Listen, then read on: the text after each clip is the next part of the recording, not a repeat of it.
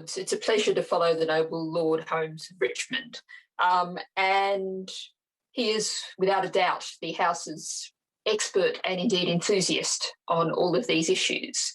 And in this very large group of amendments, he's covered a broad range of issues of what is actually a huge area of the future of finance. Now, he and I might differ somewhat on our balance between enthusiasm and concern about the risks. But it's really important that we're able to debate this, although it is disappointing to see the very small size and scale of this group in terms of number of participants. And I think that brings up an issue I'm going to raise later, which is about the actual capacity of this committee, of your Lordship's House, to actually fulfil the role which is laid on us to scrutinise such very large, complex, new, fast-moving areas.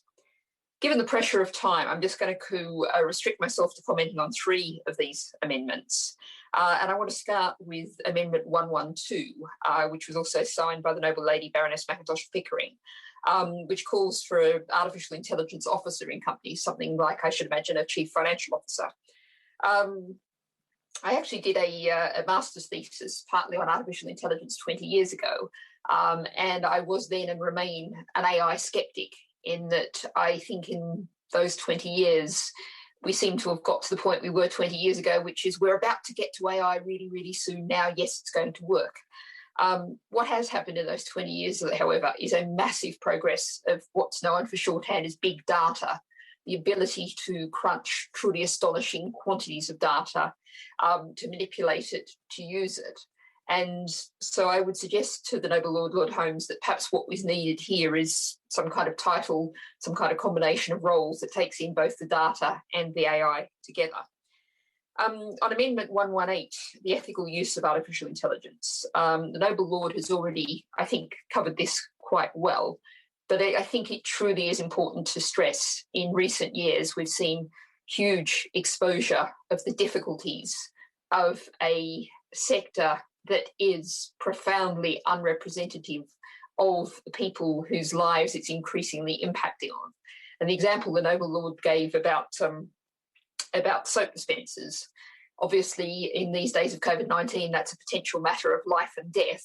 But if we also think about access to your finances, being able to manage your finances, even simply being able to manage your finances without having to take vastly more time and effort than some other person, simply because the AI, the mechanisms are discriminatory, are issues that really need to be engaged with.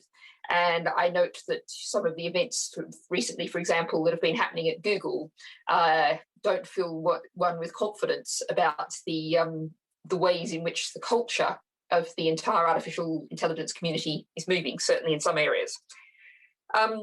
I finally want to comment on Amendment 119 about digital resilience. And I think perhaps this is one of the most important factors of all.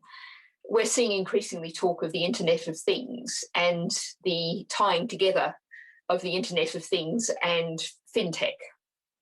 And I'm thinking here particularly of the recent opening of a store in which there are no checkout people, in which there is no scanning, in which lots of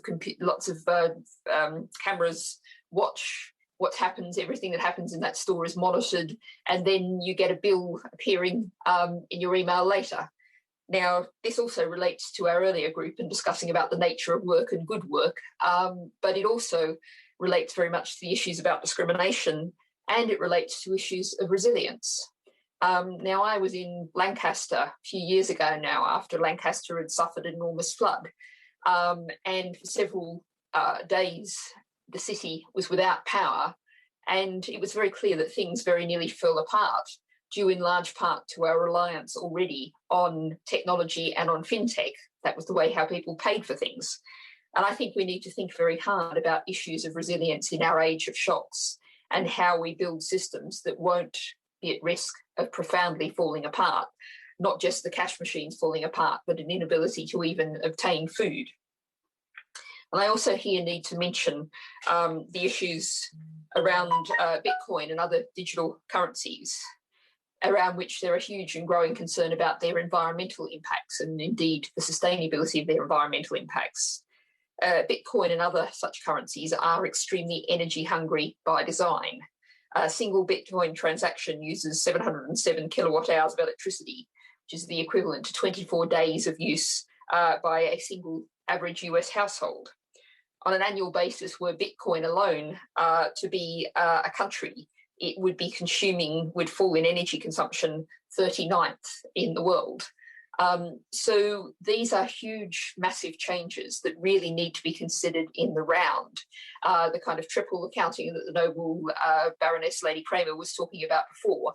And they're issues that I think deserve far more time and focus than we can give them today, but they really do need to be tackled. Thank you.